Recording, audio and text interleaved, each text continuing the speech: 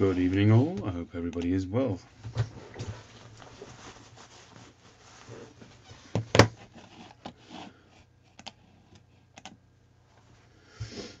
I'll get to your comments in half a tick, almost there. Okay, here we go.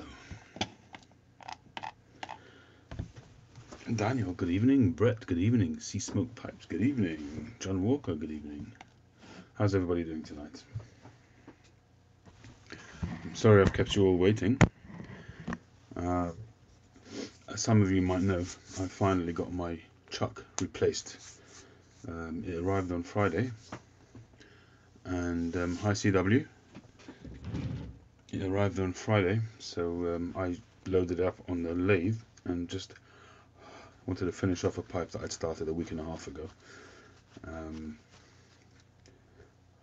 And I'm reasonably happy with it in terms of progress. I'm not happy with it overall as a pipe, I'll show it to you soon. But there are some good things which I'm happy with and some which I'm not. And it's just going to take experience, really. So we've got quite a few things, hi PA Piper, quite a few things to get through this evening. I've got some London fog to make. I've got my pressed tobacco to open up and try.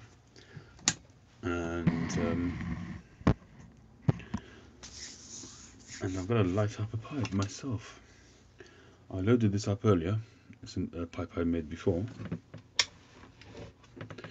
And I've got some Erinmore in it. So I think I'm going to try and carry on smoking it, see if it's still smokable.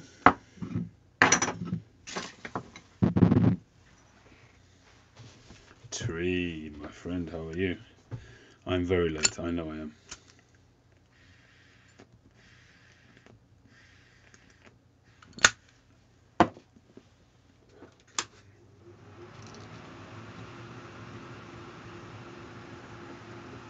Well, as I said, what it is, it's 20 past 1 in the morning, so it's a very late start.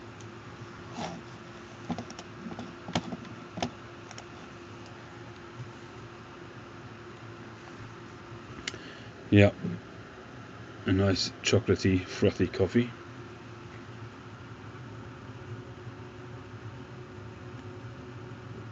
I haven't seen a video from you, Tree, in a while. Hope all is good.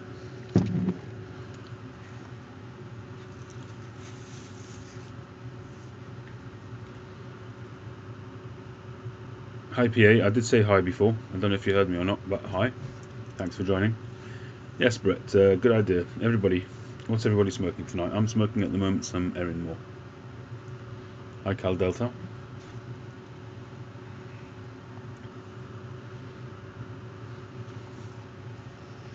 And almost finished this jar of Erinmore.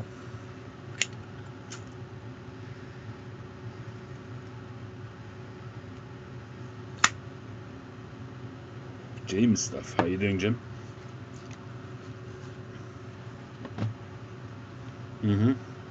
Escudo. I'm not a huge fan of Escudo, but it's a good tobacco. People do enjoy it. John Walker's on Quiet Nights.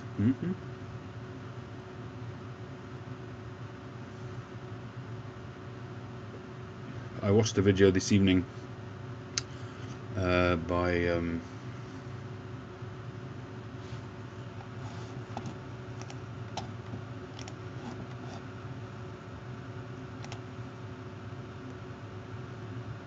gentleman whose name escapes me. Bear with me.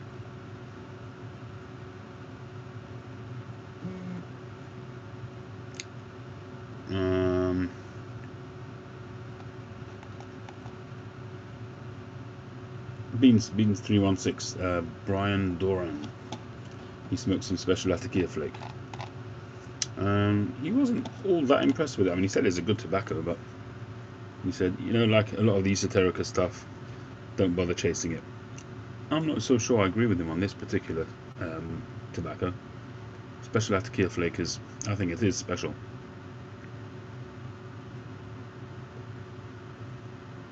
And I think it's more special than Penzance even. You can see a couple of the older tins over there in the corner. There's some Penzance and Special Latakia flake. And this one is still full. It's full of my smoking skills, and that is from May 2016. And where did I buy it from? My Smoking Shop. That was here in the UK. That was in the days when they still had tins. No more tins here in the UK.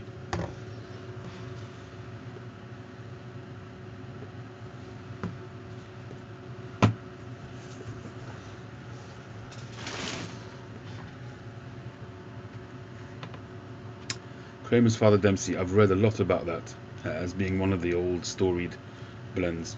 It would be nice to try them, just to try them, but you know, it's I'm thankfully past the stage now where I absolutely have to smoke a tobacco. I've you know, got enough to be getting on with, and I'm really settling into the tobacco blends that I like.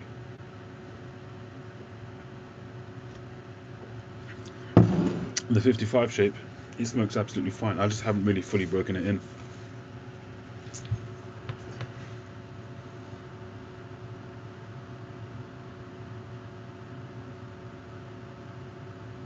Omi Wan. Well, just go to your nearest shop, pick up a cheap pipe, and try a tobacco and see how you like it.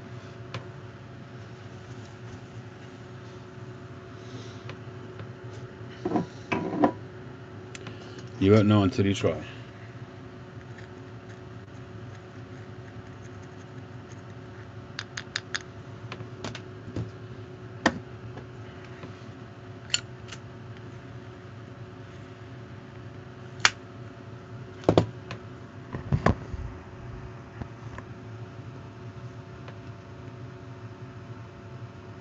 Hi Scott Free, how you doing?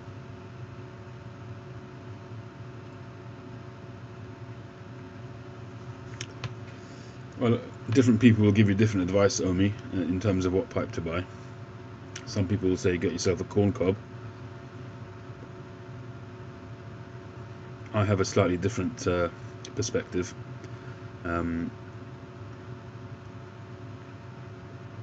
But certainly that is a sensible way to go if you're on a budget.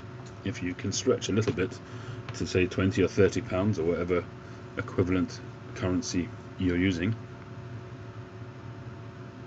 I would point you in the direction of a pre-carbonized Savinelli or a Stanwell, something like that.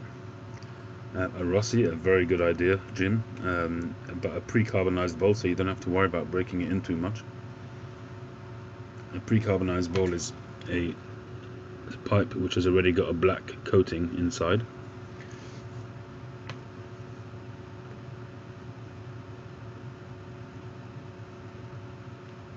And as always, I would point you in the direction of a tobacco like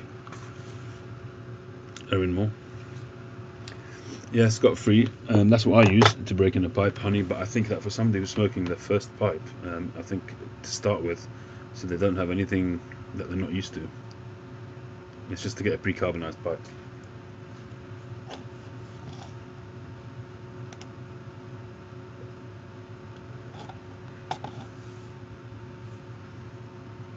Blake Mar as well, yeah, good call. Tree. Are you talking cigars or are you talking pipes, Omi? You gave the impression that you wanted to hear about pipes. If you want to hear about cigars, I can talk to you about cigars as well.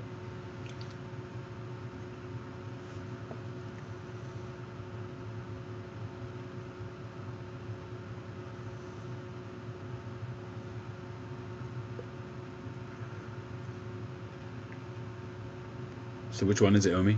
Cigars or pipes?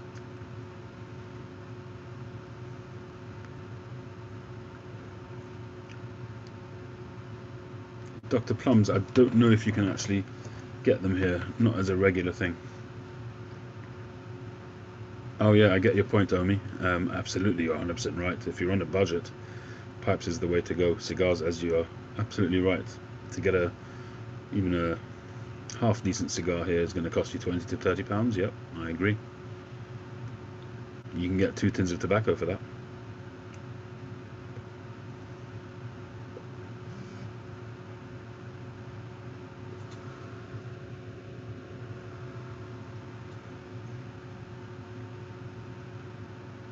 So I would echo what Jim said earlier on. Get yourself a Rossi pipe, which is a kind of a seconds from the Savinelli camp, and get yourself a fairly decent tobacco. Don't start with the sort of, a lot of the house blends are pretty basic, goopy type of aromatics. I mean, some shops have good quality aromatics. I mean, if you take, for instance, Cigar and Snuff in Covent Gardens, their aromatics are pretty good. They're a bit wet, so you have to dry them out a bit, but they're really fairly decent quality. And chances are they are a Garth and Hogarth or something like that. You just have to know which one it is, really. But for me, it's got to be Erinmore. If you're going to start smoking, why not get yourself a decent tobacco, which is also easygoing.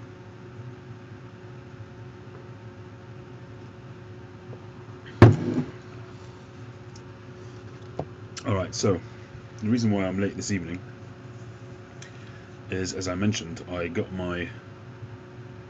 really am enjoying Erinmore, smoking it right now. The reason why I'm late this evening is, yeah, I've got a tin of the flake here, which is going to be next, because I'm virtually finished this, and I haven't really got any stock of Erinmore besides for this tin. This is from September 2014. Dr. Flammer London Made, really? Didn't know that. Tree, interesting. Bulldog Piper, how you doing? All is well, thank you. So as I was saying, I got a replacement chuck which arrived on Friday. So I put it on the lathe tonight, and I finished a pipe which I was working on, which I had already started, but I hadn't drilled the chamber because I couldn't use the lathe because the chuck broke. Alright, tree, I'm getting there. Trying to build it up.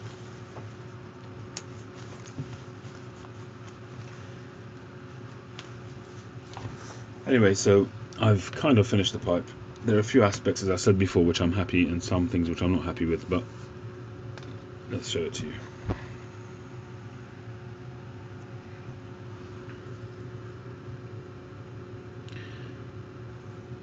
So here's the pipe when it decides to focus.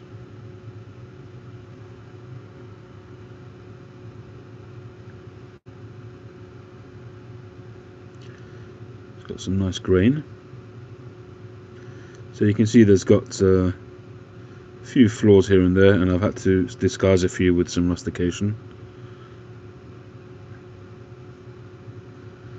The drill on this I'm absolutely delighted with. The drill on it is spot on. I must say that all of the pipes that I've made so far on the lathe, the drill's been good, except for the first one, which I overshot. But Homestead, what is it, Homestead Piper?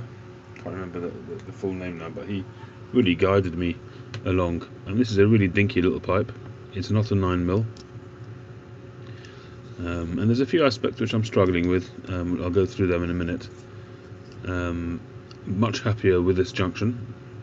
Really worked hard at it, and it came out quite well. And I've only used the rustication because of the flaws in the briar rather than the difficulty on the junction. So really nice grain. I lost some of it in the rustication there, but really the drill I'm very happy with. As I say, it's quite a grainy pipe, quite a small pipe. It'll be quite a short smoke, but really overall structurally this should smoke like an absolute champ once it's broken in. So what am I not happy with? So I'm not happy with I'm still really struggling with this whole stem junction bit, because basically and it's really through lack of knowledge. I haven't really done any kind of sort of apprenticing with anybody at all, and I'm really just finding my way.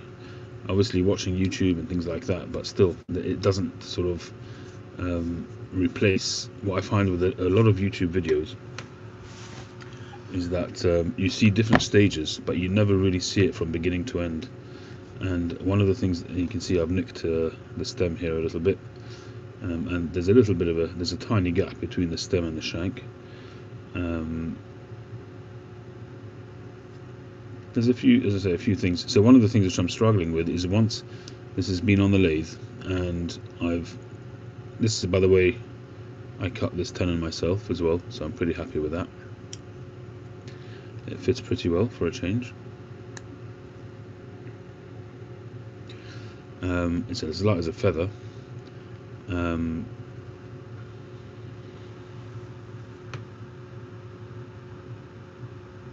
Hey little dog, how you doing? I won't be smoking this one because it's not 9mm. This one is probably going to get given away. I'm not selling it, it's not good enough to sell. But it's got a few little sort of deviations here on. It's not as smooth as it should be. As I say, there's a little bit of a gap there. It's attracting a lot of dust.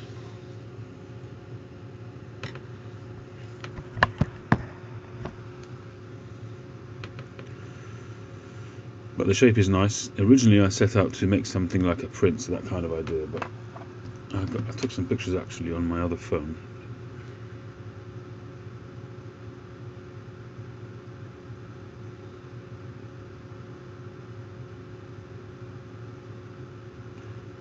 So I started off this evening basically as a block. I'd already drilled the draft, but the top I hadn't drilled. So this is where pretty much I started. That was earlier this evening. I shaped the top of the bowl there. You can see the draft line there, and you can see the overall shape I was going for, which is alright. It's not too bad. And that's when I drilled the draft, and you can see it's spot on. Nice figure of 8.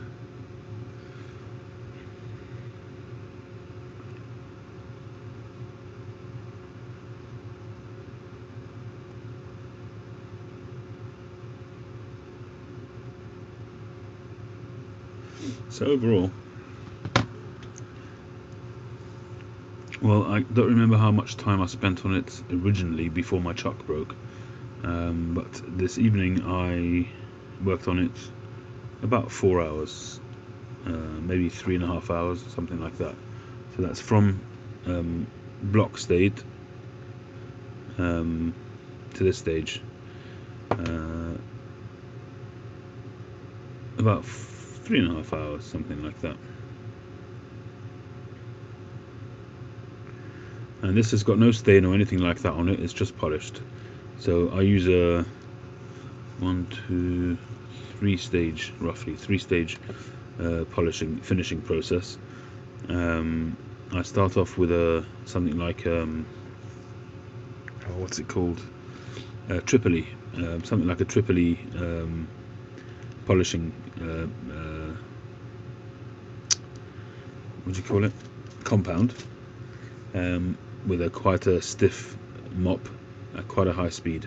And what that does is it just smooths things out. It gets rid of any gouges and scratches and things like that. And obviously I've really spent a lot of time sanding it. Then I do a much finer compound. I can't remember what it's called. It's a yellow compound. And then I finish it with carnauba wax. I've been using also like a paste wax, which I recently bought, but I'm still jury's out with that one. I'm not quite sure if it's something I'm going to use long term compared to carnauba wax. And with the carnauba wax, really what it needs is, after a time when the finish has sort of cooled down and hardened, is to do another layer and another layer, 2 or 3 layers, and that will just kind of finish it off. But as I say, the stem itself is really sort of a little bit bumpy and lumpy. It's not perfect. You know, it looks okay because it's shiny. I've done it to a high gloss, but in reality, it leaves a lot to be desired. But it's certainly a finished pipe. It's certainly smokable, and it should smoke fantastically well. The drill is spot on. You can see it there. You know, there's no big grooves. It doesn't come in at the side. It comes in right at the nadir, at the bottom of the bowl. That should smoke, really should smoke very, very well.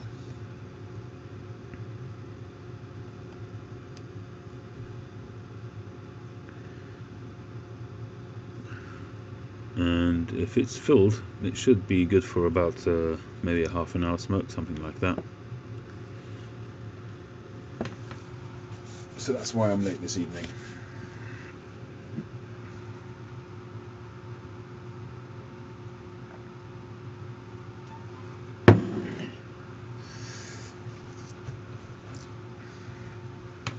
I've no idea, Andy. I've never really thought about starting on Meerschaums, really.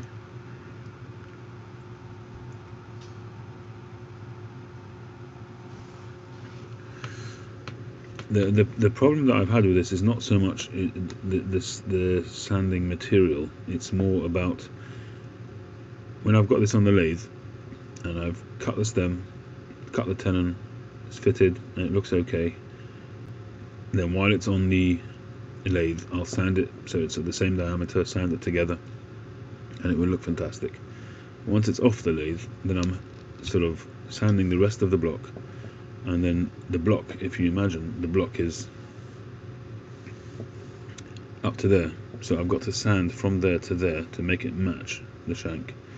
And this is probably my best example so far. I mean, the transition is really smooth. That's worked out really well. But the problem is that when you're sanding this down, that diameter becomes, the thickness of the shank becomes, you can see it's actually not quite bang on because of the sanding. The actual drilling and cutting on the lathe was fine, but this is my sanding. You can see the lack of experience with my sanding.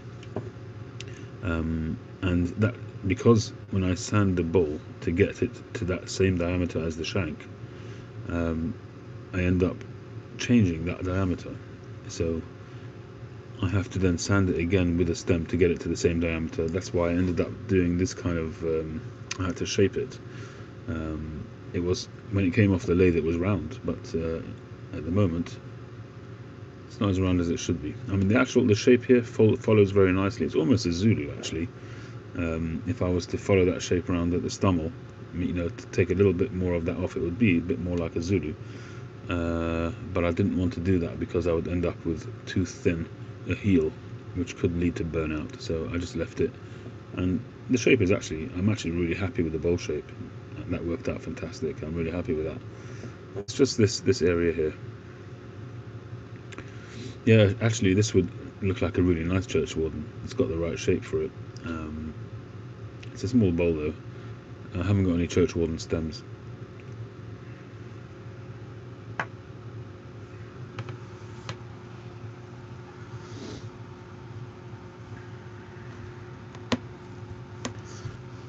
I'm sure whoever ends up smoking this will enjoy it. And it's probably, you know, there's a lot of women smokers who like the smaller pipes, prefer the smaller pipes. A lot of guys prefer smaller pipes. I generally prefer smaller bowls as well, most of the time. It's actually got a smaller diameter than I usually do. This is 18 mil. I usually do 20 mil. But because it was a smaller pipe, if I would have gone 20 mil, the walls would have been even smaller. And I used one of the this block. It's very deceptive when you start off with a block, because in order to get a completely round, perfectly round diameter, you've got to take off quite a lot of the meat. And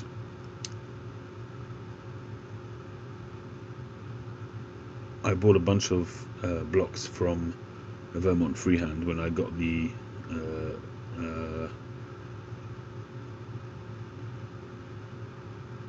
jaws for holding the briar on the chuck. So I bought a bunch of cheap blocks, you know, really small ones. But that does mean that you end up with really small pipes. But I'm actually quite happy practicing on them and honing my skills already, rather than spending, you know, using up blocks which cost me maybe $15-20 It makes sense to actually do this, and if you can do it on smaller, it's going to be easier to do it on bigger blocks. This is a Jack Daniels Zippo, which I think is from 2007, and it has a brass pipe insert. I think I bought it on eBay, if I'm not mistaken. I don't remember. I don't really collect them, no. I've got a couple of them. I've got the one that Art sent me, Pipe and Spirits, which he had engraved, which is very, very nice of him. It's London Calling, YTPC. And that's about it, really, in terms of Zippos. I've got a box full of lighters, but not Zippos. I've got a lot of vintage lighters, which I got from the Emirati sale, which are just sitting there, really, which really I should... some of them are really nice, classy lighters. I can show them if you want, if anybody's interested in seeing them.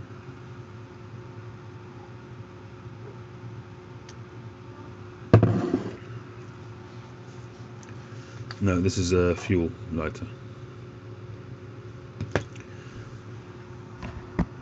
I use regular Zippo fuel in this one.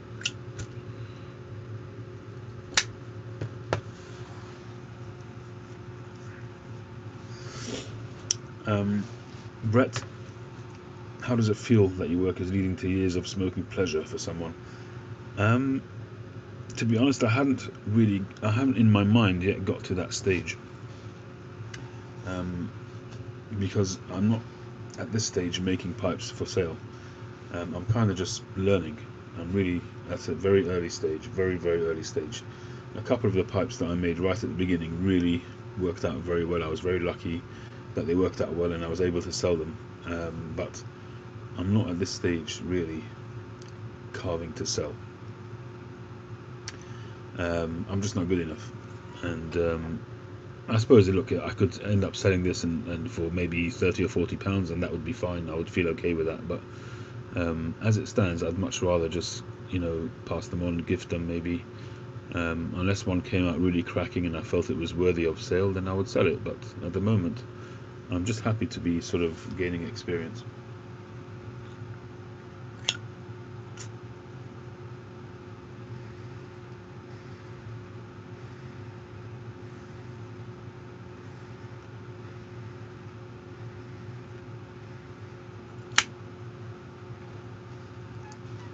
I think I've still got one of a Thunderbird insert somewhere.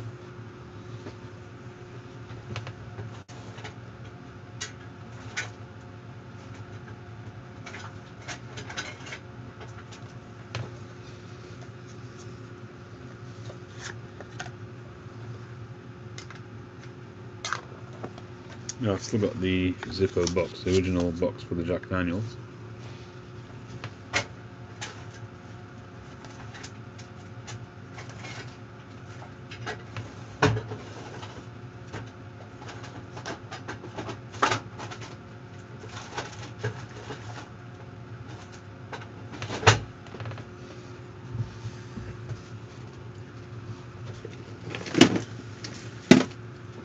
I wouldn't say, Lord Dog, that I wake up at night thinking of a shape style, but I do often find myself, when I'm daydreaming, that I'm thinking of pipe shapes and things like that, or how I might improve on something that I've been doing. I'm just going to see if I've got the insert here.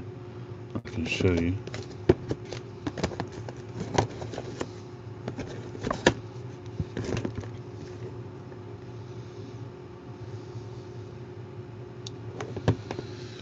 No, it's not there. I can show you some cool lighters. A couple of Ronson lighters. This is a very nice vintage leather-clad Rare Flame, but it needs a new flint spring. The spring's there, but it doesn't hold in place.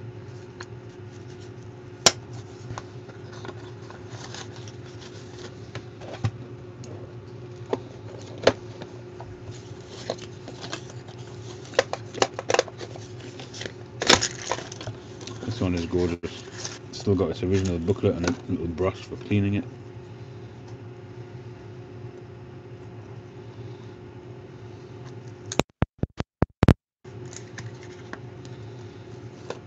Look at that, beautiful, beautiful condition. Still works. Whoops. Very nice condition, this one.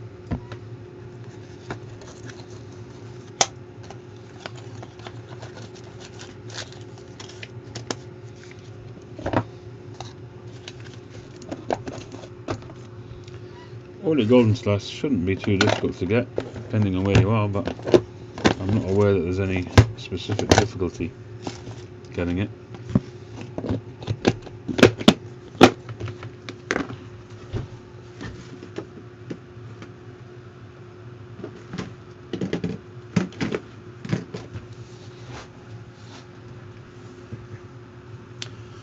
Oily golden sliced, I use it to make London fog.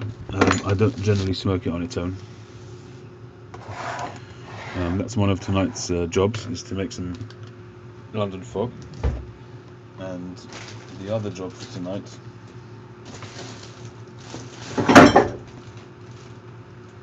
if I can find it, don't know what I've done with it.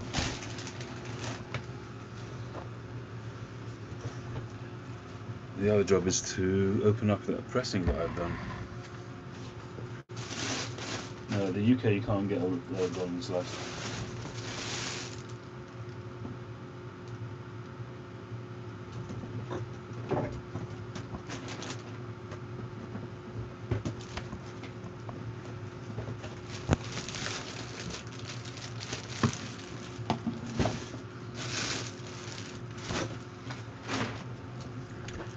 So there's the noodle press, and in there we've got some Dunhill Navy Rolls Escudo and some blending Latakia. So that's a blend which I'm trying out for the first time, sort of a home brew if you like.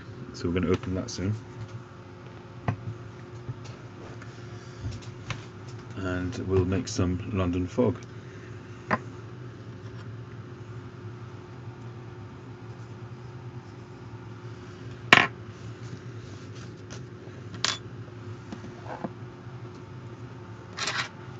Somebody asked a question about cigars to start with. Tell me first of all where you are based. Who was it that asked about the cigars? Brett. Where are you based, Brett? Which country?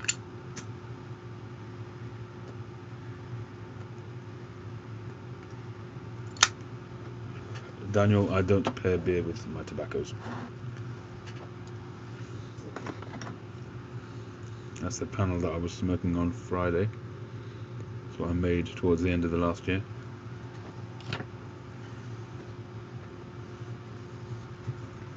I generally don't drink any alcohol with my tobacco. I'll have some alcohol over the weekends, maybe some wine, some whiskey, but I'm not a big alcohol drinker.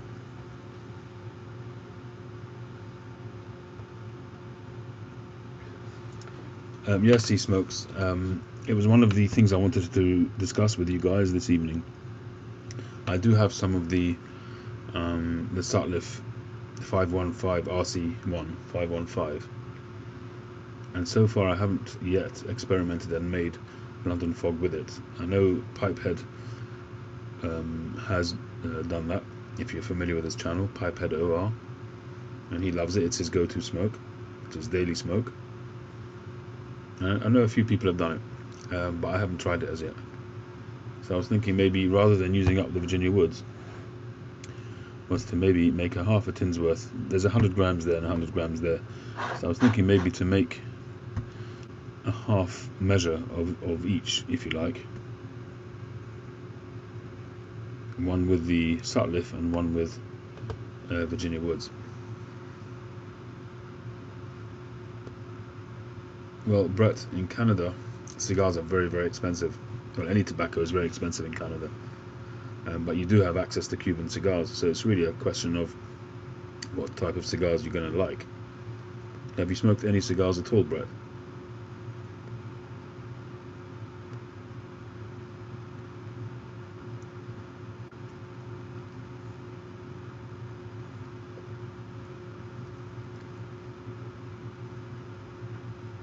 Padrons are pretty pricey as well. I don't know about the 3000. end of things, but certainly the various anniversary ones are pretty expensive. Here in the UK, they're just prohibitive. They're stupid money. Yes, the 515 is supposed to be a match for Red Cake for 5100.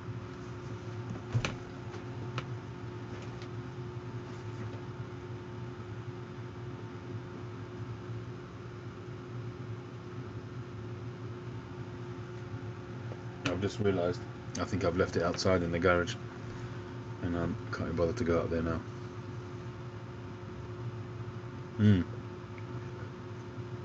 Here in the UK, the anniversaries are mad prices. You're starting at around £50. The Liga Privada, yeah, I've had those, really good. Although I've had more of the Undercrowns. Hi Corey. The Undercrowns I'm actually really enjoying quite a lot. The Melanio is good as well. I have the Melanio Churchill and the Melanio Robusto, and I generally prefer the Robusto. $1 a gram. Yeah, you're right. A bit crazy. Yeah, the Oliva V is good as well. I've got some of those. I've been smoking those a fair bit. But I would say that in terms of non-Cubans, probably the Undercrowns would take number one spot for me. Not necessarily in terms of being the best of them, but certainly in terms of price and accessibility and so on. Yeah, I've done that a couple of times. I don't remember what it was like. It's been a while since I've put a cigar in a pipe.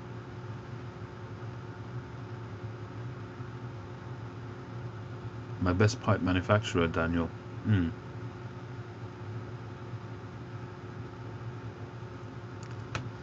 I can't really answer that question, because it really depends on the pipe.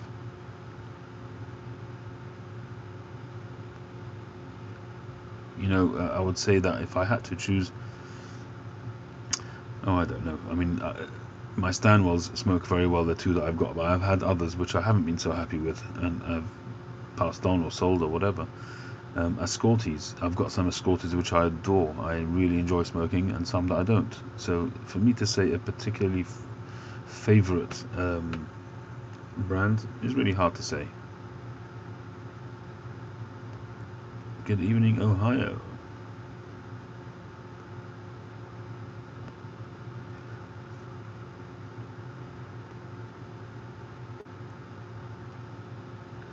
At the moment, I'd have to say my own brand isn't my favorite.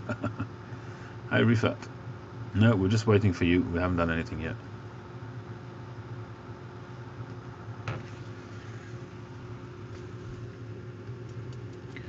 Oh, right, Andy, is that what you meant? Yeah, okay, good.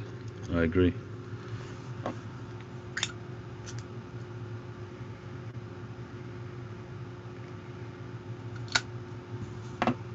I guess at the moment, I would say that the pipes that I'm making for myself, really. Daniel, I don't see my pipes taking over the market anytime soon. Not for a very long time. I'm not doing it often enough with good enough guidance, really. And there's so many pitfalls that it'll take me a long time to get up to any kind of standard which is worth talking about, to be honest.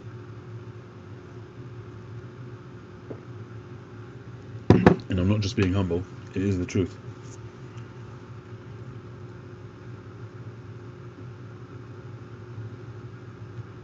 Juanito, how are you doing?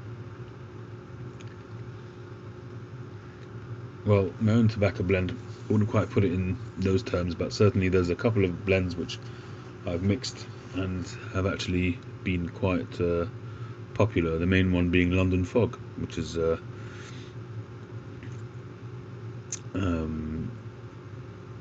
blend which I mixed up, I don't know how long ago it was now, probably maybe almost a year ago. And quite a few people really enjoy it. And it consists of these two blends here. And we're going to mix them up in a minute.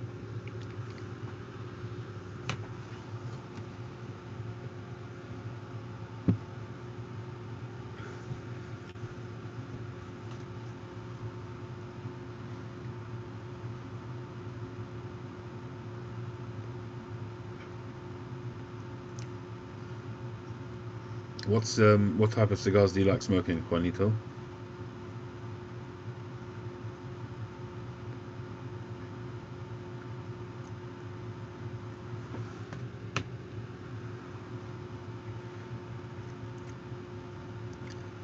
I have tried Falcon pipes. I do have one lurking around somewhere.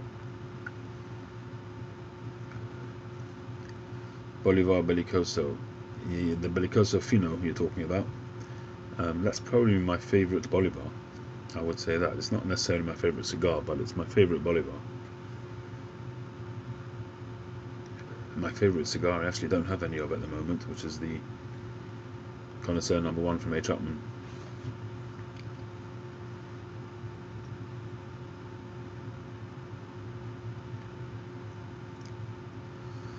Punch Regios.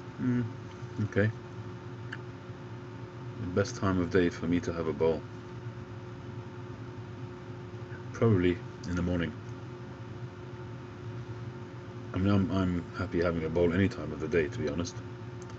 But probably the one that I look forward to the most is on my morning ride with a coffee.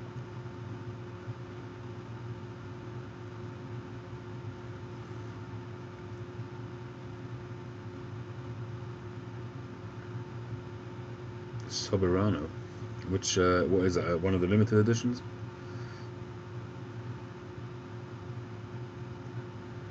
Is that a recent Bolivar?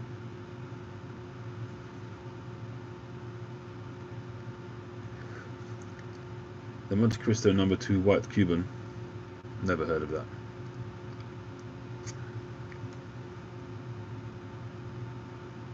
Right, I haven't really gotten into any of the latest limited edition release, the Edición Limitada. I don't think I've tried any of them yet.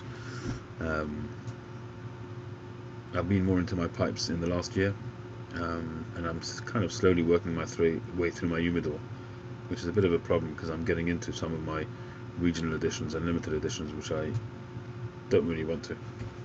Cheers, Low Dog.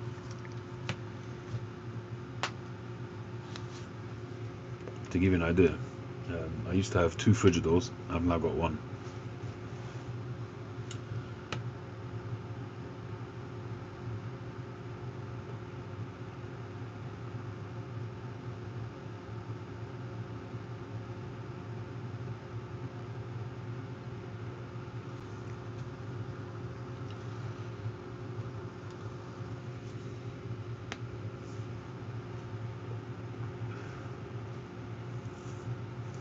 I was very lucky. Somebody sent me 7 or 8 cigars recently.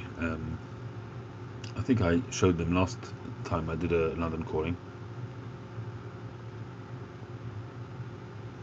and I was talking to him. He's connected with Davidoff cigars, and I was moaning, as I usually do, about the difference between Cubans and non-Cubans, and I just can't seem to sort of invest in the non-Cubans very much, although I've got some that I like, but overall I'm still a Cuban cigar smoker. So he said he's going to send me some cigars, so he sent me that batch of cigars, 7 or 8 cigars. The first one that I smoked was from that batch was a Plasencia cigar, and it was actually very nice. I have recorded the video, but I haven't edited it yet, so it will go up at some point.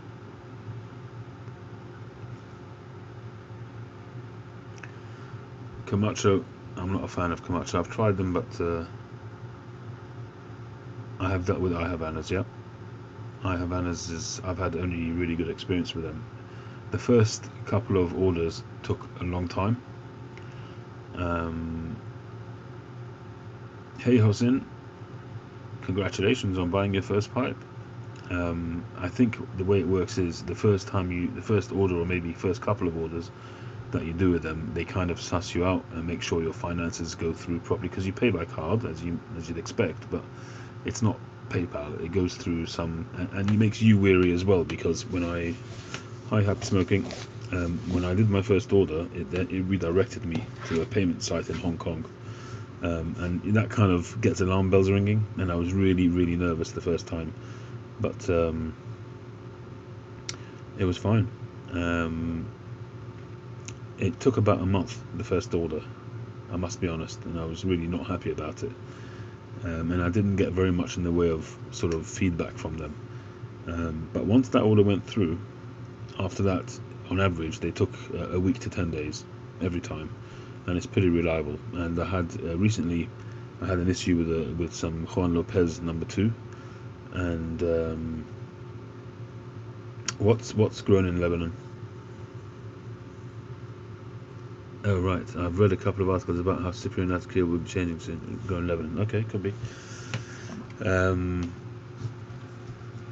And the whole box of the Juan Lopez number 2, they just were green and they were cracked. The wrappers were unraveling, and they were very good about it. They refunded it, sent me another. No, they didn't refund it. They sent me another box, but they offered me a refund if I wanted it, and they refunded my shipping to return the bad box.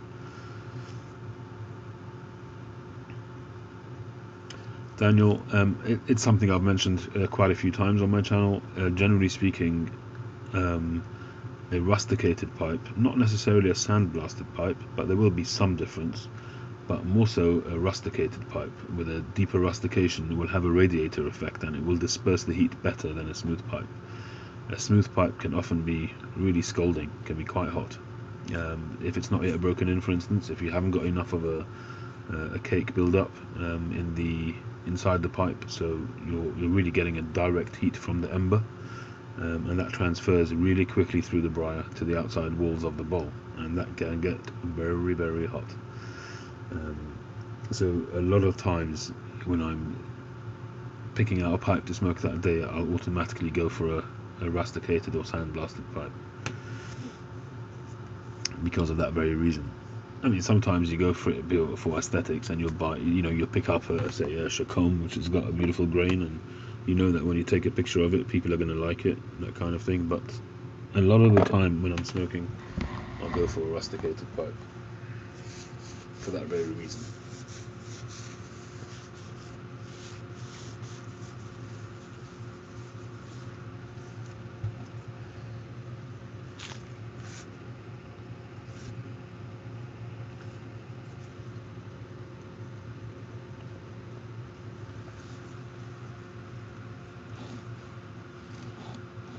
Sorry, Tree, is that at your end or my end?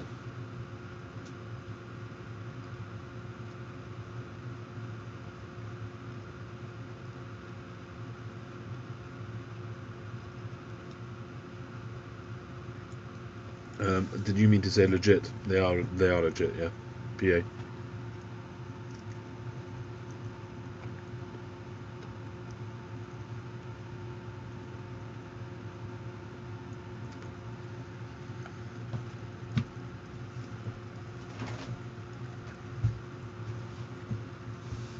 But what I will tell you is this, PA, is a word of warning. If you look at the pricing on I Havanas is fantastic, certainly compared to if you're in Canada or if you're in the UK. You cannot compare it. It's half the money. Number one, if you're in a country that will charge you tax, if you get caught, if it gets nabbed, you'll pay tax. That's number one. Number two, these clearinghouses, that's what they are. I mean, they're warehouses full of cigars. And they're obviously, in order to sell them for those prices, they're buying them wholesale, and they're buying perhaps stocks which aren't going to retail shops. And I would say a fair percentage of the time, the cigars you get will not be the best. They'll be perhaps a little bit green, a little bit brittle. You can't expect perfection. I will say that probably 50 to 60% of the time, the cigars that I get from them, to be honest, I'm not really ordering from them very often now, but I was at one stage ordering from them very, very regularly. And I would say that 50 to 60% of the time the cigars were perfect.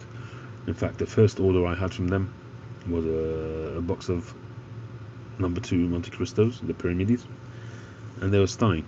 They was absolutely stunning, every single cigar, and I went through that box like a dose of salts, and they were perfect. And then I've had, as I say, the box of the Juan Lopez, which were not great. I've had some Partagas E2s, which some were good, some weren't. You know, it's just a matter of luck.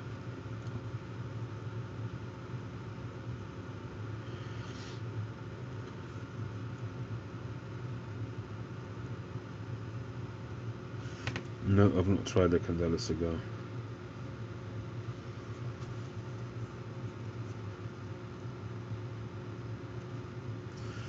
I've had, generally speaking, good experience with I Havanas, Juanito, so I would recommend them.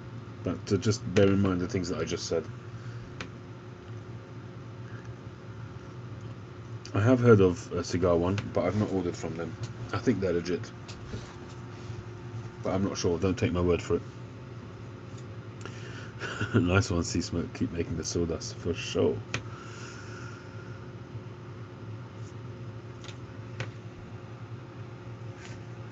I did see Stogie Fart.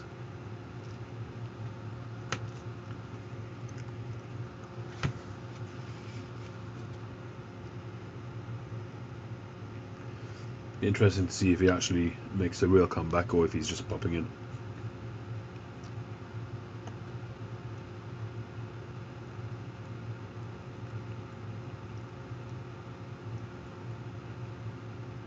You gotta pay attention, Juanito.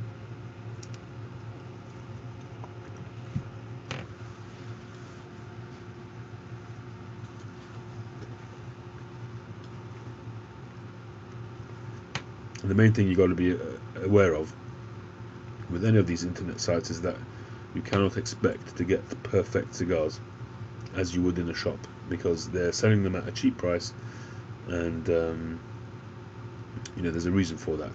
But having said that, with I Havanas, I've had generally good experience. I would say around 60% of the time the cigars were spot on, and the rest of the time not disastrous, but just not perfect. And when it was disastrous, I sent them back and they replaced them. So I've been happy with I Havanas. Thank you, Happy Smoking. I appreciate that. Daniel, it's trial and error. How do I know how much of each tobacco? It's really trial and error, and kind of knowing what I like in each blend and why I'm putting it together, and the reason why I'm putting the two of them together. So in your mind, in your mind's eye, you have an idea of what you like. Say, for instance, you're smoking Virginia Woods. So Virginia Woods is very nice and smooth, and it has a little bit of flavoring in there, possibly some vanilla or something like that. And you want it, it's really smooth, and you want it to get a bit of a kick, a little bit of a boost, a little bit of a brightness, something to lift the blend, something to open up the palate of the blend. And in my mind, I thought Oleg. I thought that would do it. And I experimented. I started with 50-50, and then I adjusted it. And at the moment, the best iteration that I've had is 60-40, which is 60% Oleg Golden Slice, 40% Virginia Woods. The main reason why, in fact, I reduced the Virginia Woods was to make it go further, really, to be honest.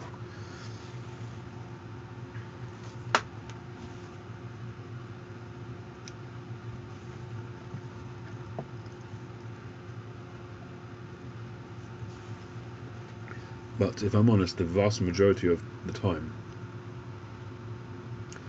a lot of the times I have in my mind an idea which I think is going to make a fantastic blend, and I end up realizing that, you know what, the reason why professional blenders are professional blenders is because they are professional blenders. They know what they're doing, they know what they're working with, and 99.9% of the time their blends will be 100 times better than your own blends.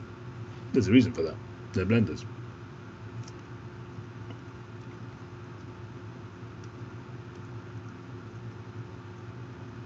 But it just so happened that with London Fog, it worked out, and pretty much whoever I've sent it to has really enjoyed it.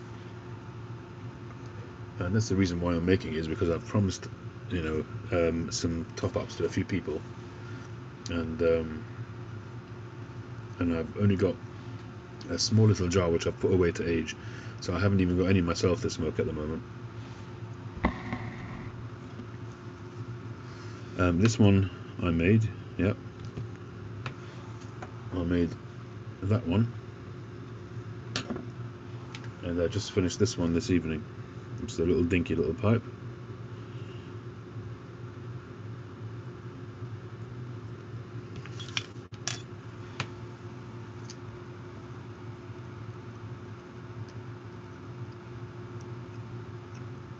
Oh, hi Clay.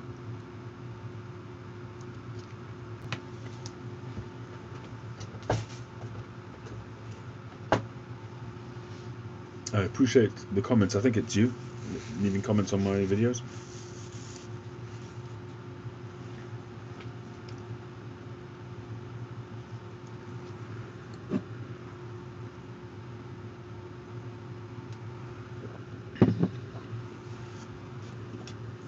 Alright, so I think the first thing I'm going to do is open up the tobacco that we've pressed, and then maybe we'll try it out, and then while I'm doing that I can start mixing the London Fog. So here's the press. I covered it with gaffer tape, 3 layers of gaffer tape on the bottom there to stop it coming through, and then a band of gaffer tape around the edge to hold it all in place. So, oh my lord, that is probably expanded a bit. I can't, oh man, I can't open it. Maybe I'll just loosen it off a bit.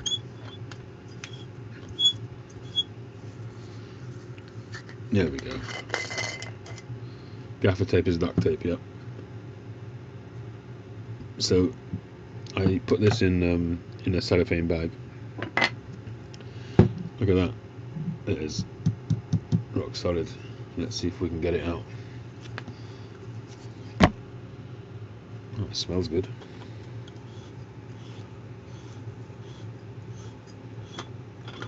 Oh my lord, it's tiny.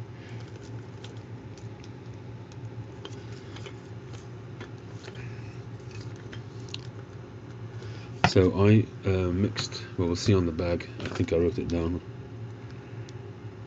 There we go.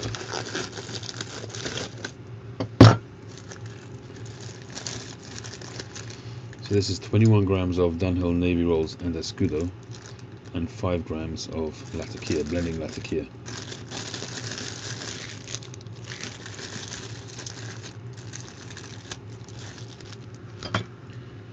So there it is. A nice little puck of tobacco. It really has blended very nice. The juices have kind of sort of come out over the edge and sort of really made that form. It's a real, quite a solid cake.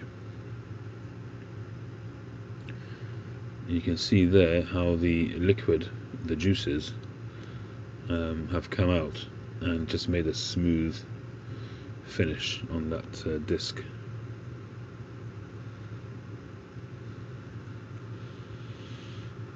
I can't wait to try that.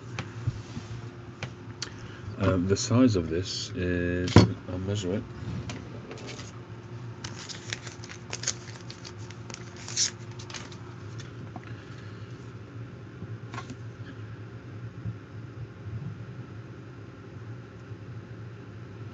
It's about 50 mil in diameter, which in inches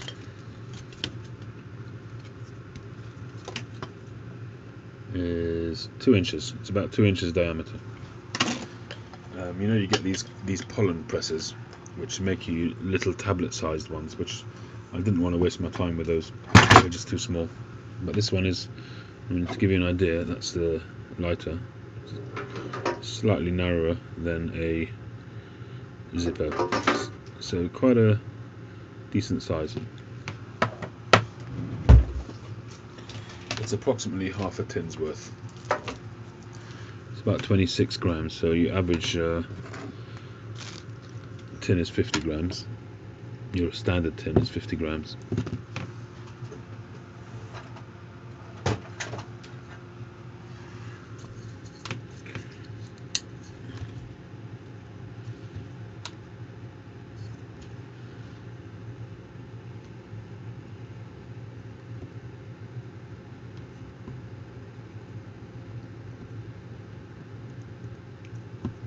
Yeah, I paid $7.50 for mine. In fact, I bought 2 of them, and I was going to use them to compare blends, of different percentages of mixtures. But I figured that it's getting a little bit too involved, and I thought I'd probably just give one of them away. Look at that pressing, real chocolate brownie. And this has just been in since Wednesday, so it's only got 3 days or something like that. Did I write the date on it? The 20th, and it's the 24th today. Only just, so it's 3 days.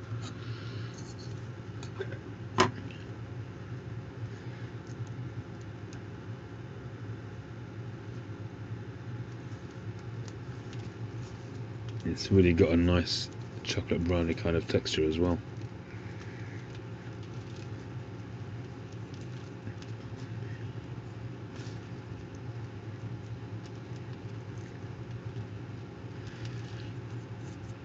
There's a fair bit of moisture there. It's quite sticky.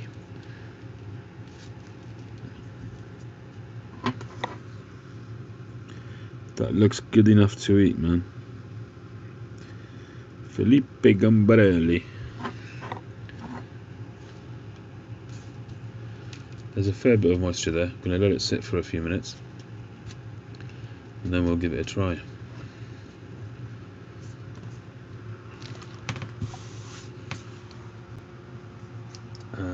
I need to put that on something else so that I can make a start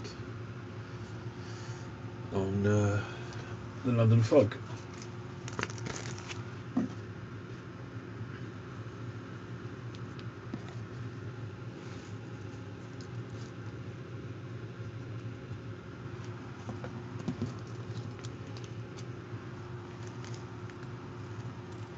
It does smell quite campfirey. I mean, that's the type of Latakia that I got. It's a blending Latakia from Garth and Hogarth. But it does have an undertone, a sort of a smooth, chocolatey undertone, which is from the Perique. I would say it's from the Dunhill Navy rolls rather than the Escudo. But we'll see what the flavour is like. And obviously, it really needs to be left in this form for a few months for it to really give you an idea of what the flavour is going to be like in the long run. And that pack is pretty solid. But if it tastes good, then I'll probably do a bigger load and see where we go. Hey Buckeye, how you doing?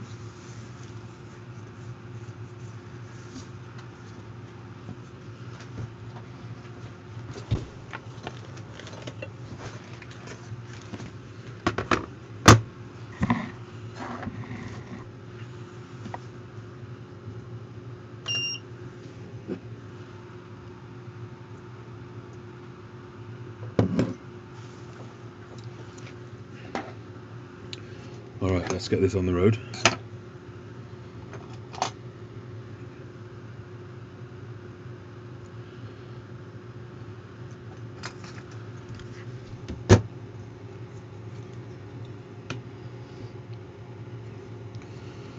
Generally speaking, I must be honest, I've always veered towards flake tobacco. In general terms, so that way I can prepare it whichever way I prefer. But I've got to tell you that the Erin Moore mixture is a ribbon, and I've really thoroughly enjoyed it.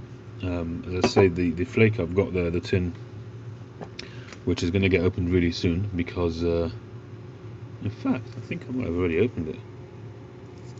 No, maybe not. I just fizzed it, so I'll have to open that soon. So I really want to see what the difference is. I've smoked the flake once or twice, but I'm not really into it.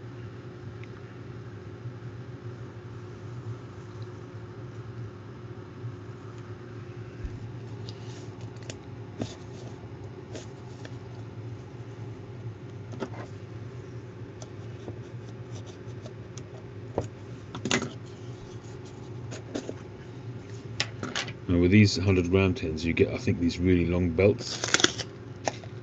Oh, it smells good. There's the judge.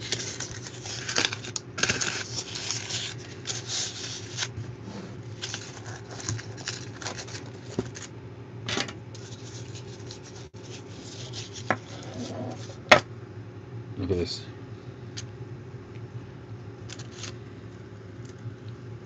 Look at that. Isn't that beautiful? It smells awesome. It's got quite a bready note to it. I haven't smoked this on its own for a long time.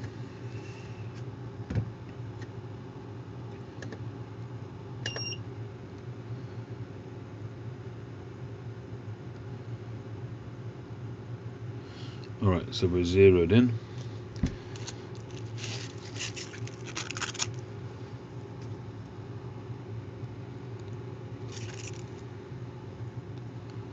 I think I might actually save some of this and try it on its own. Hey Josh.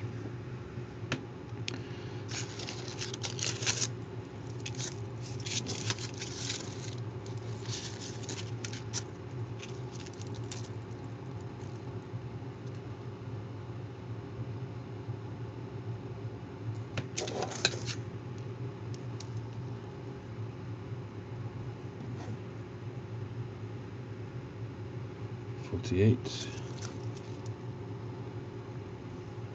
$49, $50. Okay, so we have 50 grams. We have 51.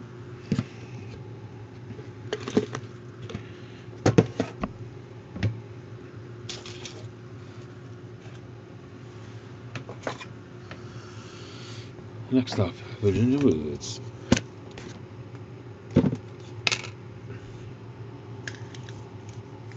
This is 2017.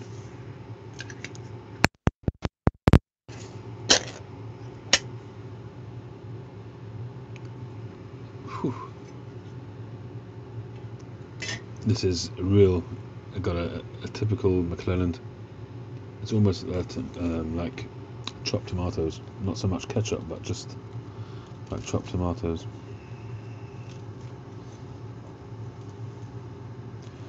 So I'm going to go for 30 grams of this.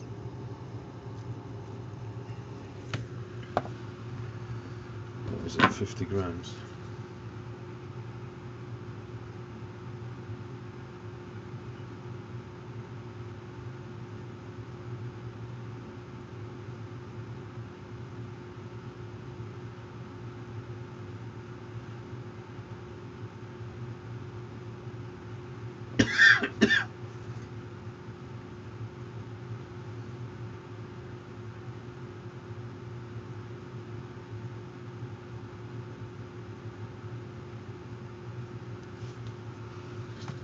Alright, it's a bit over. It should be around 20 grams, but we'll just keep it kosher. So let's go back to 20 grams. 22.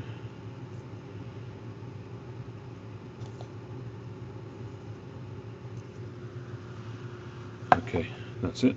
That's 21 grams. Hi, David. The backup for Virginia Woods is Sutliff 5 RC1 515, which I do have a fair amount of, but I haven't yet tried blending it with Auric to make some London Fog with it. Do I prefer cigars or pipes? It's really a matter of my mood. There was a year or so ago I was smoking mostly cigars, sometimes 2 or 3 a day, and hardly any pipes. Over a pipe. Good evening, Homestead. How are you doing? Just finished a pipe this evening, making a pipe. I'll show it to you in a minute. But I think that at the moment I'm definitely smoking more pipes than cigars. But I still average probably at least 4 or 5 a week. Cigars maybe 3 or 4 a week. Sometimes more, sometimes less. But there are times, as I've said many times on my channel, there are times that only a cigar will do, especially after a heavy day's work, and I just need something to really hit the spot. Then sometimes the pipe just won't do it, and it's got to be a cigar.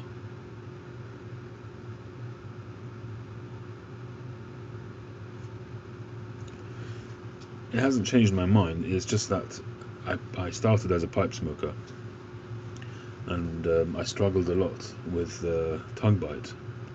And it got to the point where it was just easier for me to smoke a cigar. I never got any bites from cigars, so I was smoking more cigars. When I discovered 9mm pipes, and that completely eradicated tongue bite, I went back to smoking more pipes. But I really enjoy both. At the moment, I'm smoking more pipes. Certainly, they're a lot cheaper. LJ Peretti tobaccos, I've tried a few of their blends. They're really sort of their foundation of their blends is Burley. I'm not a big Burley fan, so I can't really give you much of an opinion on it. I mean, I've had their Thanksgiving blend, I've had some of the other blends, but can't really give you any advice on that.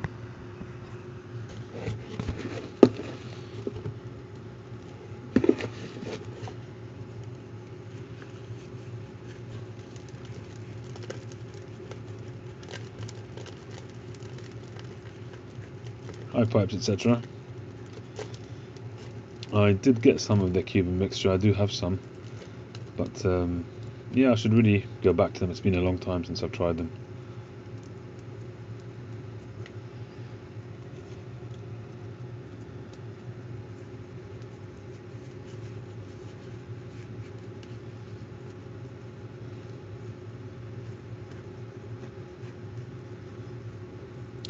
I'm not aware that anybody frowns on them. They're just that, I think most people's journey is, most people start off with aromatics. I certainly did. But I think people's palates just change. You get to a point where once your palate is used to smoking a pipe, you just want to keep going for purer and purer tobacco. You just want to get rid of that artificial flavor, that metallic flavor, the alcohol flavor. And the more purer you go, the more your palate becomes discerning, and just prefers not to have aromatic tobaccos. But I still do, and I smoke them from time to time. I had some Blood Red Moon the other day and thoroughly enjoyed them. But as I said, there's no, I don't think anybody frowns at it. It's just, everybody has different tastes. I just think that the majority of people, I've got no evidence for it, but it certainly seems that way, that the majority of people move on, that's all. And there are plenty of people who stick with aromatics all their lives. It's just a matter of what you prefer, really.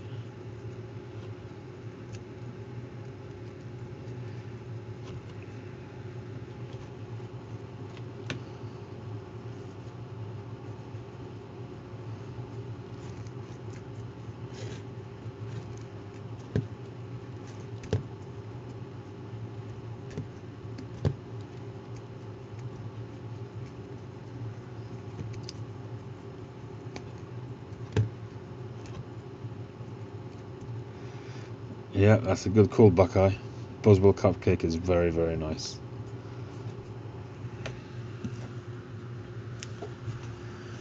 Boswell Cupcake is actually just what an aromatic should be.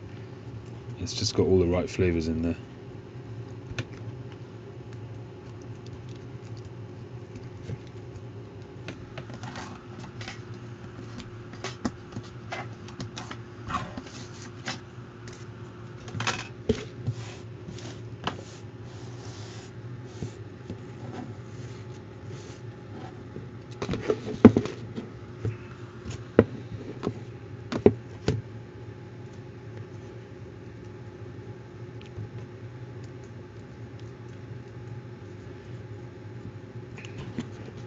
The pipe carving is going okay. I'll go back to that in a minute. We did talk about it earlier on. I showed the pipe that I just finished this evening.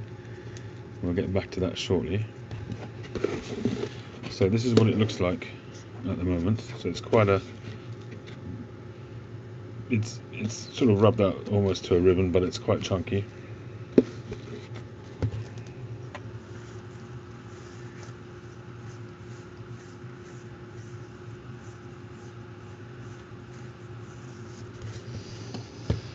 Okay, we're going to add the Virginia Woods to it. There we go. And now it's just a matter of mixing.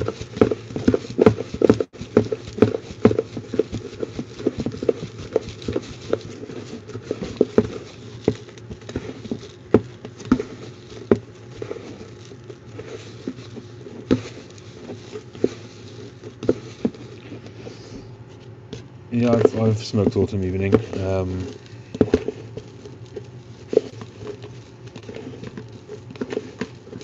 Is that the one with some maple in it? This is Virginia Woods and Orlick Golden Sliced, which creates a blend which I called London Fog. And it's a wonderful smoke.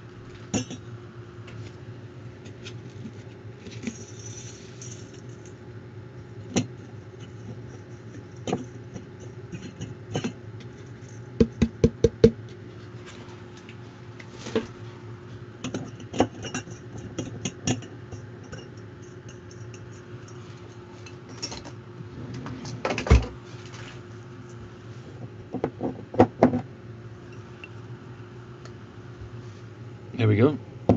That's London Fog. That needs to sit for a bit, and it should be good to go.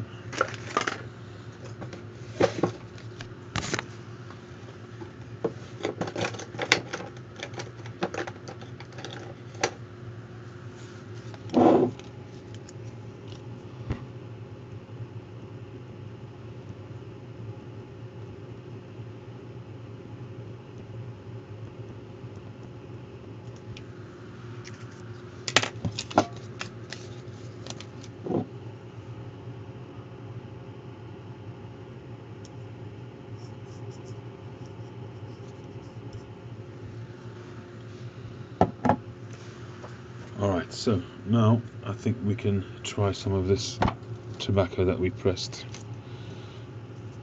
Okay, that's a pretty good humidity level.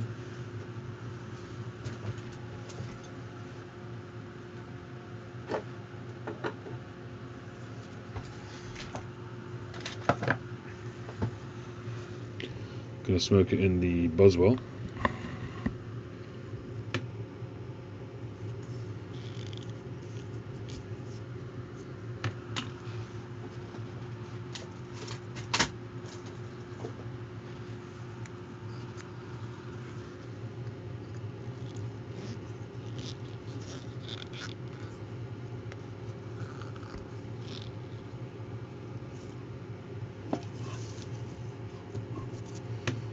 It's actually an amazing pipe. It's got an amazing shaped bowl as well. It's almost a triangle. It comes to a really sharp tapered point.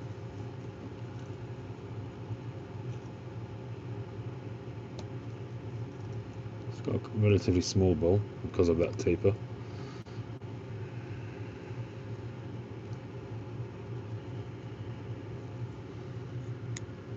Alright, let's see what this is all about. So this is the pressing that we made, which is about 3 days old.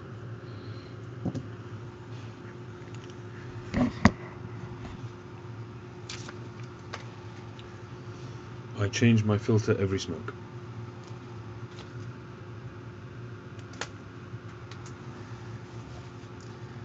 What did I do with that lighter? Anyone see it? There it is.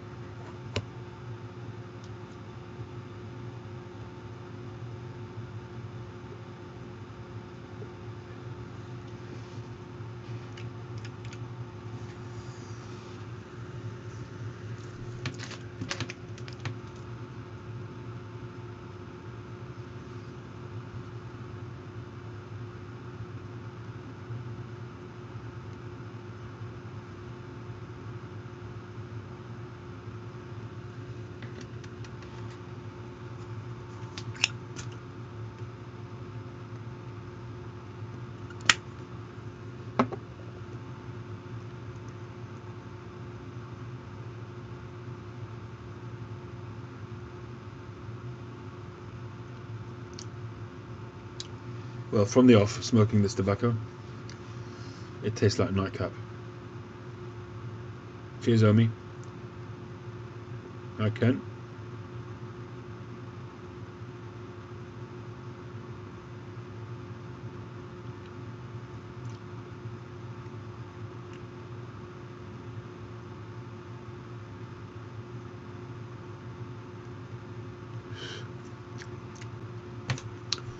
It's quite campfirey.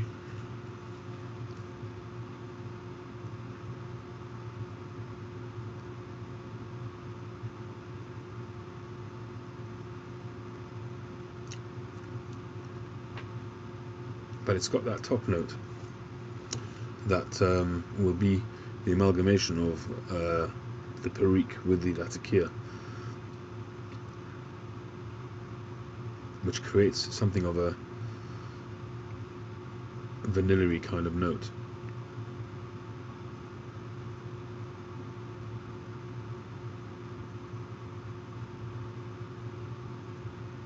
It's quite strong.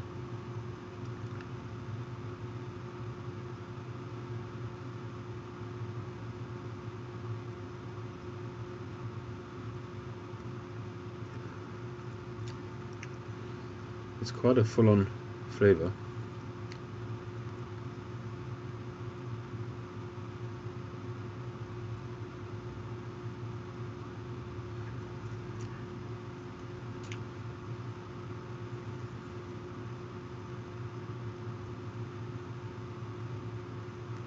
Hang on, Daniel, I'll come to your questions in a sec. I'm just trying to get to grips with this blend.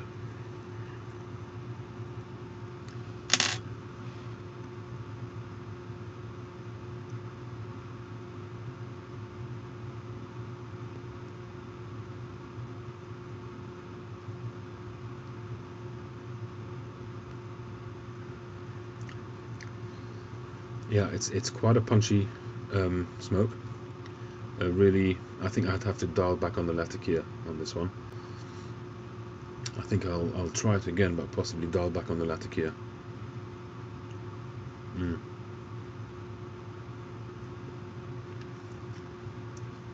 Yeah.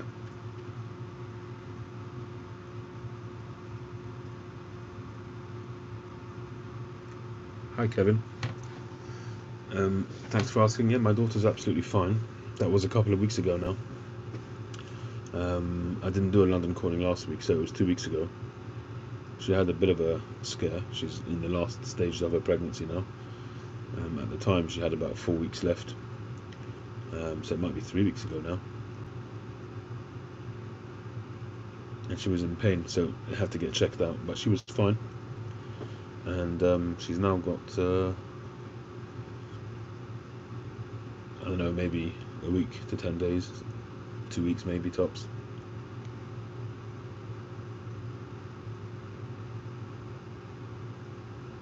Thanks, Kevin.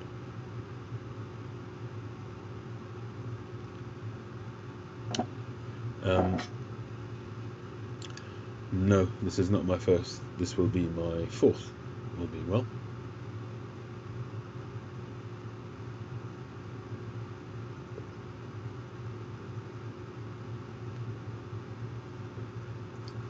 A lot of smoke output. This needs a bit of time.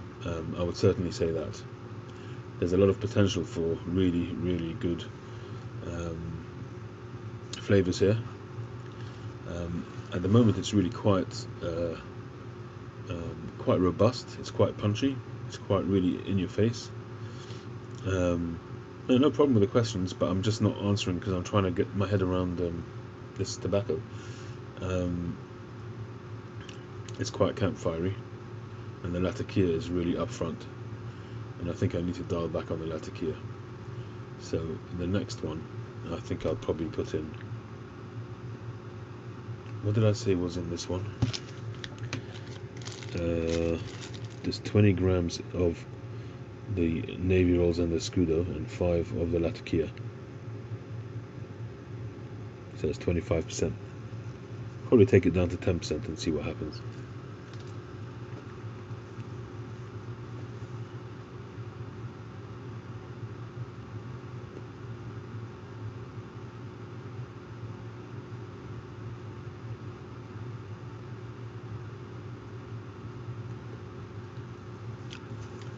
It's changing as I smoke, literally changing as I smoke.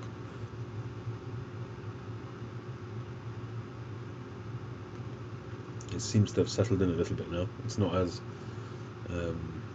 robust, but it is pretty punchy. I think that I've underestimated that Latakia. That Latakia is quite potent.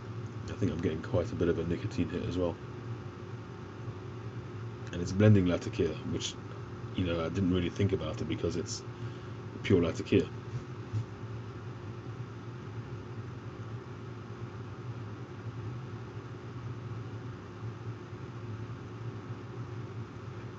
I wouldn't call plum pudding a lat bomb.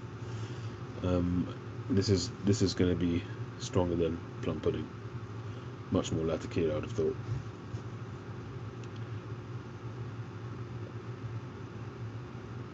Yeah, it should smooth out with aging.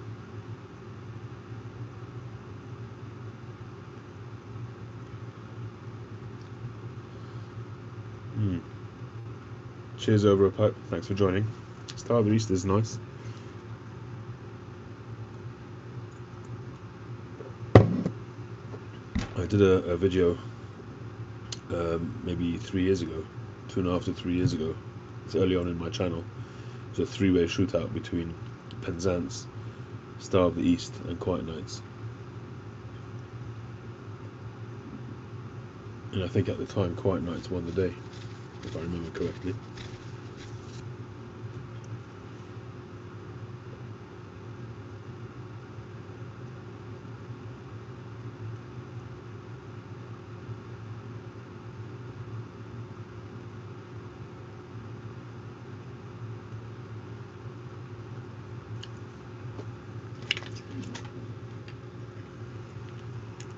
No, I haven't had Aldera Krantz.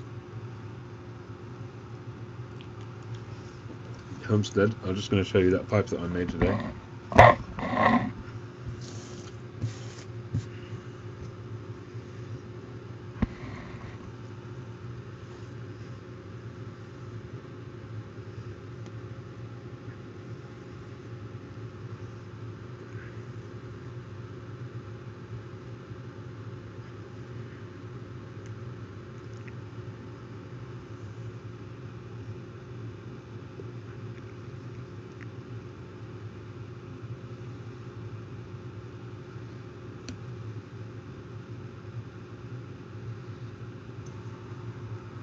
It has a lot of flaws.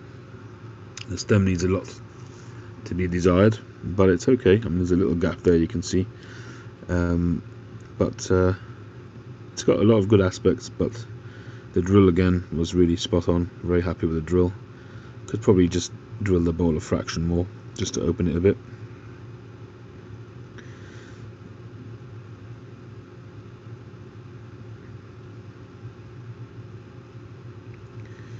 Few flaws here and there, sand pits, but and the junction here I'm a lot happier with than previous pipes. Spent a lot of time on that, sanding it with files and sandpaper. The stem, as I say, leaves a lot to be desired. Now, the stem is another whole ball game, which I've really got to get into. I cut the tenon myself.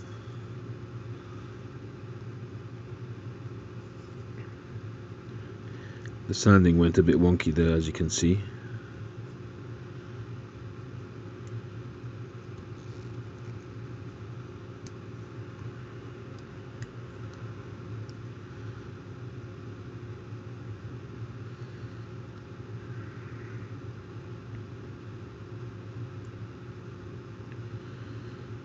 It is a very small pipe actually, Ken, yes. When you say little, you're right. It is a very small pipe. Actually, let's see how much it weighs. No, it's not sold, and I don't think I'm selling it. I don't think it's good enough for selling.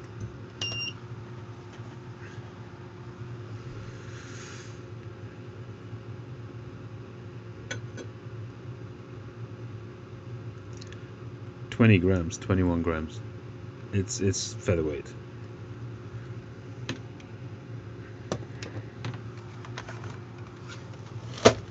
I mean, that's a perfect clencher pipe, but it's small. I made it from a really small block.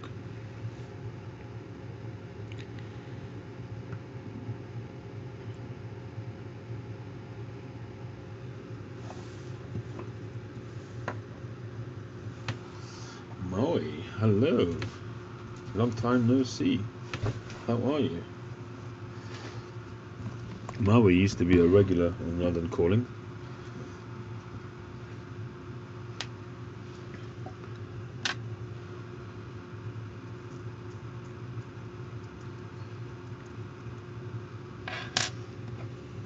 Yeah, I guess you could say that's my own style, the rustication. It seems to improve each time I do it.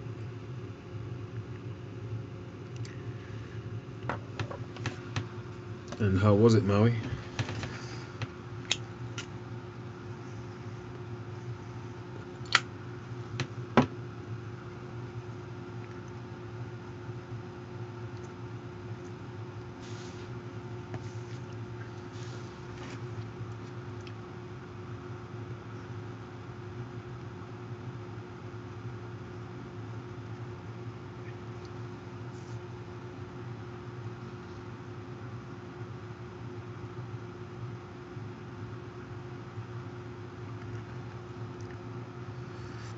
It really does remind me of Nightcap, this tobacco.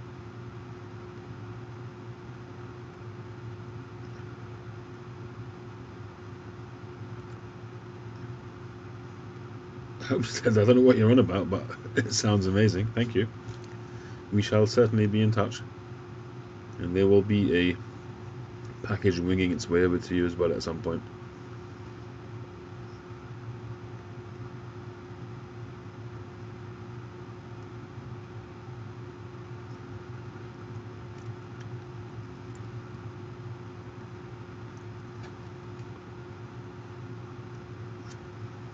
Well, if I had to choose as to what is being smoked in Buckingham Palace, probably not much, but if there was something being smoked, it's more than likely to be cigars rather than pipes, but I might be wrong.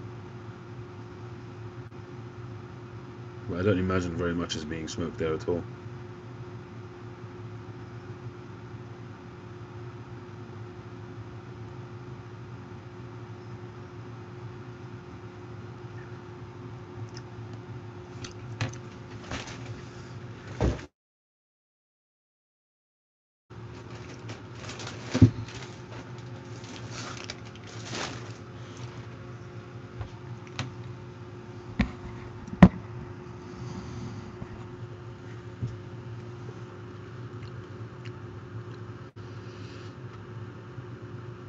I wouldn't mind being able to source some Latakia which is a little bit less campfirey, a little bit more like the plum pudding kind of Latakia.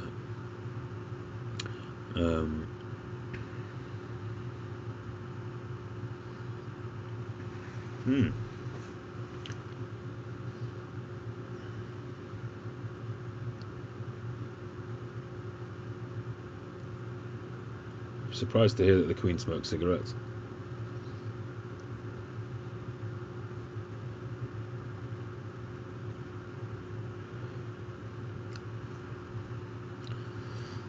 But this is really quite campfirey, and those who like really strong, punchy Latakias would enjoy this.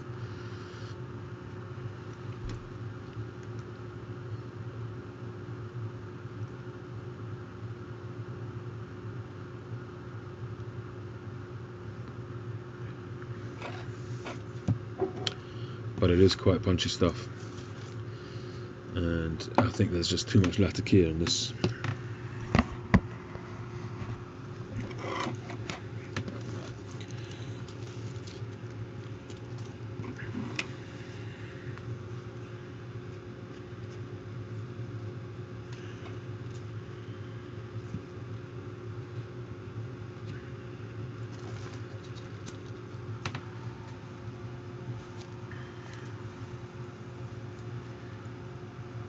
Yeah, it would make sense that Harry enjoys some good Cuban cigars. I would have thought so. Somehow I doubt that Prince, what's his name, the older one?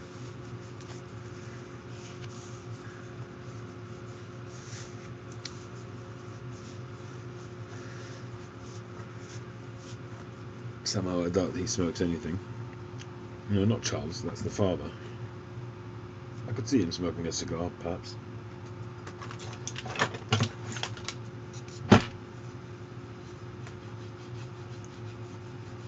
William, yeah, that's it.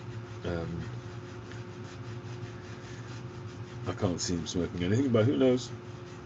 He certainly puts forward a very sensible persona, whereas Harry, anything but.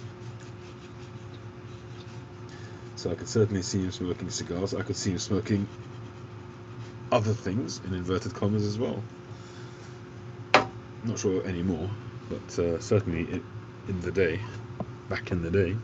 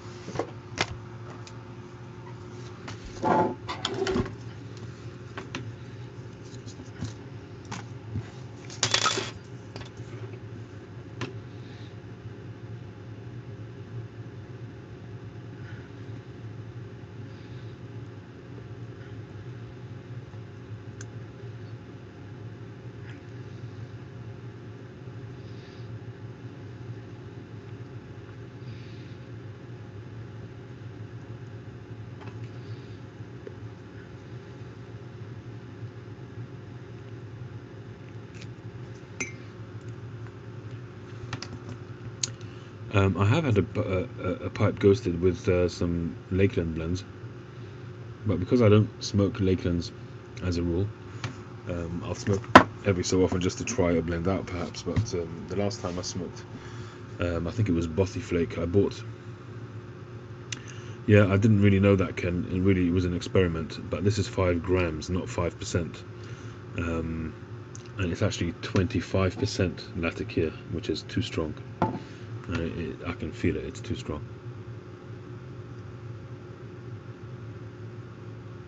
So I've got to dial it down to maybe 10%. somewhere between 5 and 10 maybe.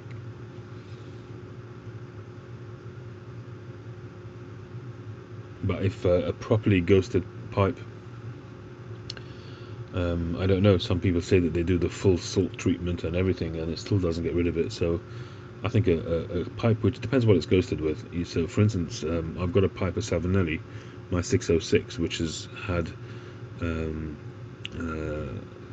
blood red moon smoked in that the majority of its life, and anything I smoke in it tastes of it. But I dare say if I smoked a Latakia blend in there and I smoked it regularly enough, it would exercise it probably. Cheers, PA, thanks for joining.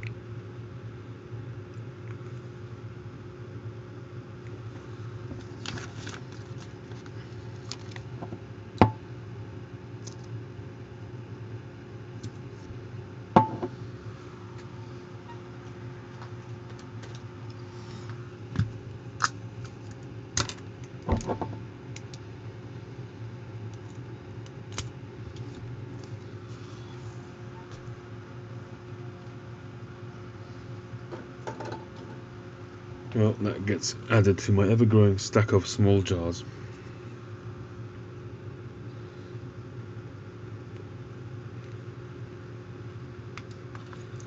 Definitely don't smoke granny pants.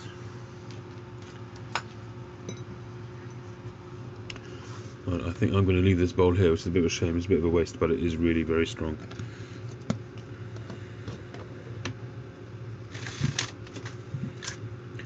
So I might actually have to dilute that jar that I've just made, but it's a bit. The problem is it's a cake, so I don't know.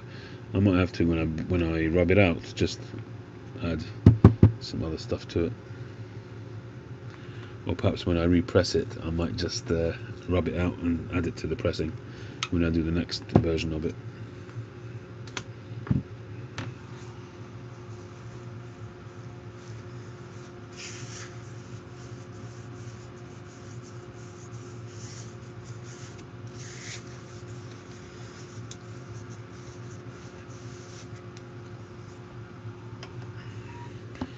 If any of you guys can point me to a video, instructional video, or a video on YouTube that will give me some help with this whole aspect here of the stem, the shank, this whole part of the pipe, not the bowl, but from there onwards, I'd really appreciate it.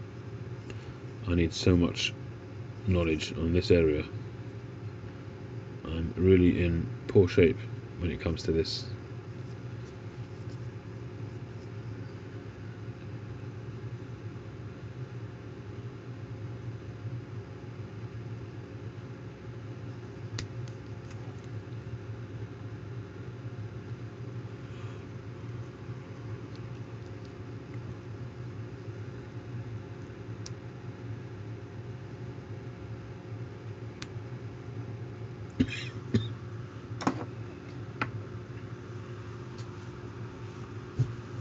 See you later, tree. Well, if you look through my channel, you'll see several blind tests which were sent by Briar Blues, by Mike from Briar Blues. He's got a group of us doing some blind tests. In actual fact, I've got one here waiting to be smoked. Not even sure what I've done with it. Here it is. So I've got to smoke that and describe it and talk about it. But if you look through, you'll see some of the Briar Blues videos. Those are blind tests. But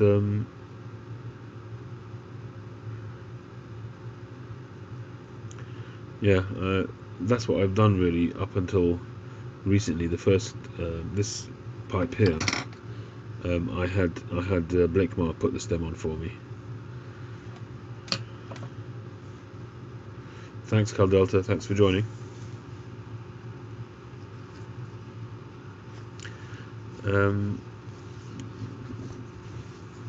I think the ones that I smoke regularly, I'd probably be able to identify. But I've got a ridiculous amount of open tobacco, and probably the vast majority I wouldn't be able to identify because I don't smoke them enough.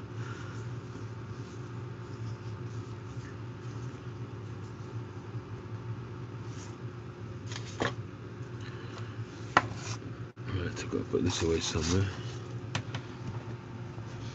Right, let's find somewhere for that.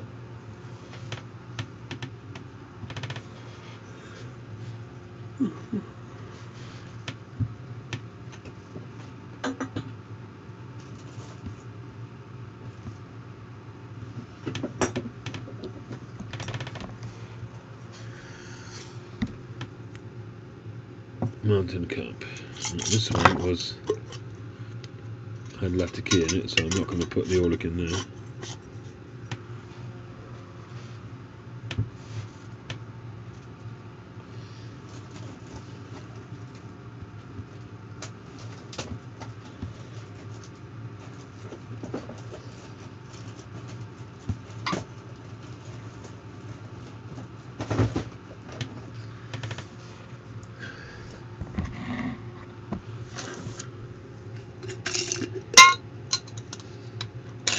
Well, if I was sensible, I probably should do a tobacco sale.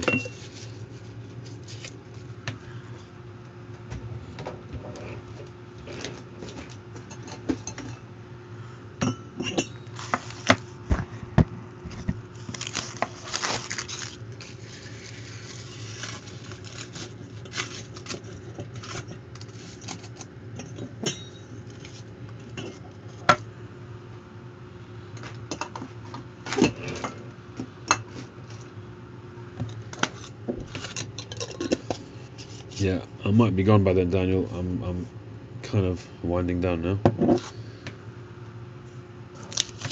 Thanks for joining, though.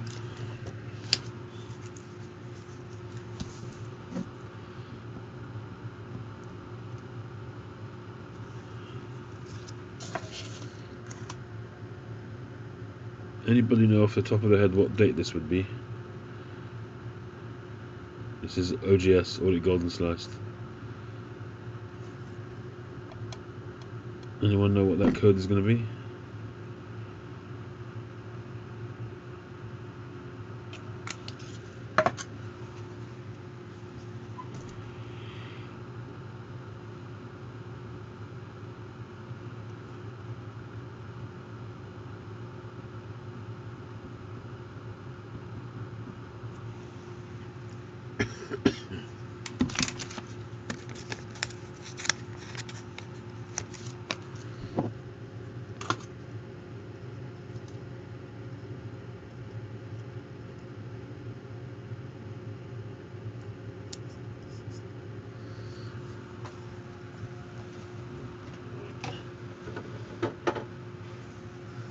My tobacco cupboard is just, it's chock-a-block.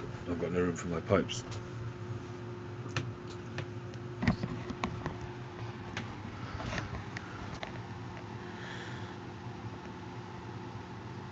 Cheers, Moe. Those jars at the top there are too deep. So there's 10 there, 10 there, probably 10 there, some pipes there, a huge amount of small containers, some mixed jars there. So I'm now putting jars in front of my pipes. It's getting a bit much. And there's always tins on the table here as well. There's always stuff around.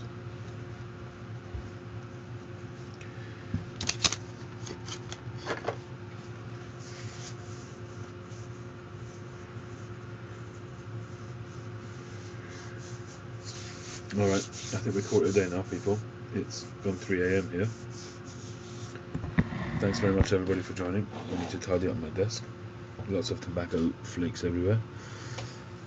Thanks, Maui. Thanks, Daniel. Thanks, Josh. Thanks, Ken. Captain Clench, good evening. We're just about to sign off here, I'm afraid. Cal Delta, Ken, Tree, Brett, Craig Wells, how you doing? John Walker, PA Piper, and everybody else. Thank you very, very much for joining. I wish you a wonderful weekend. What's left of it. Hi, Mr. Conrad. Thank you for joining. And I will catch you on the next one. Hey, Northern Bohemian at the 11th hour. How are you, sir? I'll certainly try to enjoy my Sunday night. Did you catch the pipe that I just finished, Mr. Northern Bohemian? I don't know your first name, sorry. We'll just finish this pipe this evening.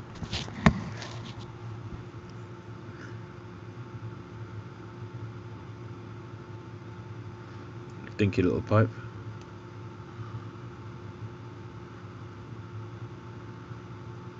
Just look at that grain.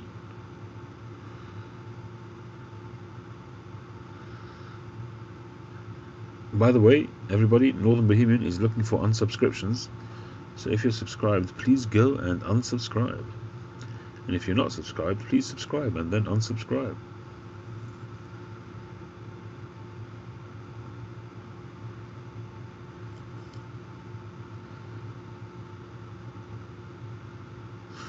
Alright, everybody.